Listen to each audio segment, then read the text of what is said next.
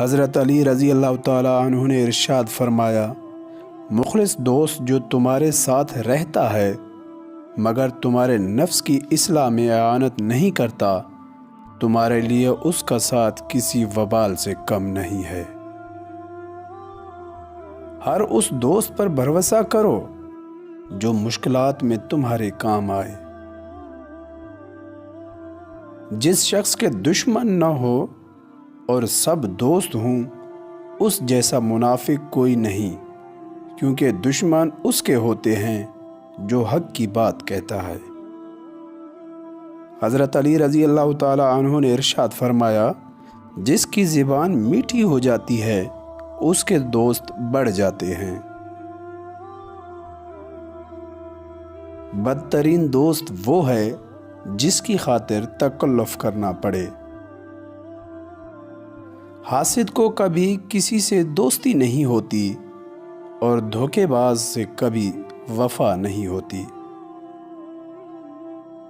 اگر دوستی تمہاری کمزوری ہے تو تم دنیا کے سب سے طاقتور انسان ہو۔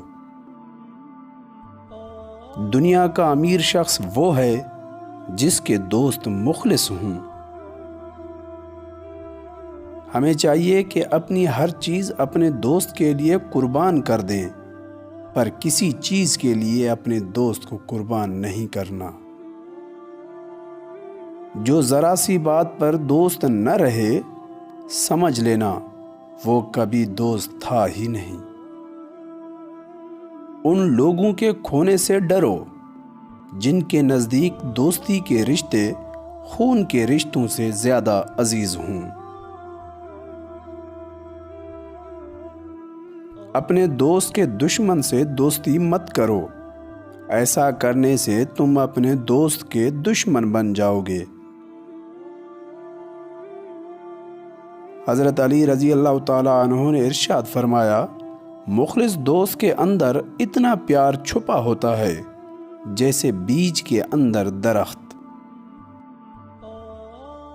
دوستی کا بھرم صرف وہ لوگ رکھ سکتے ہیں جن کے وجود میں سمندر جتنا دل ہو۔